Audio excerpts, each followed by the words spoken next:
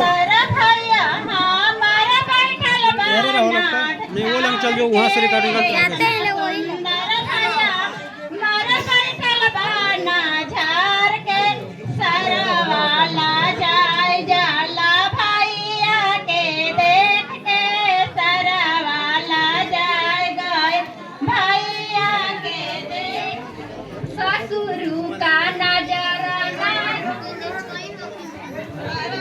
ना जाय गई तिलक चढ़ाए के बेरिया कैले तना दे रहो कहाँ रहल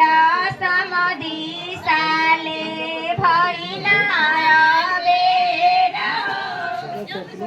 बेरही के पूरल चौकावा गइले धूमिलाई हो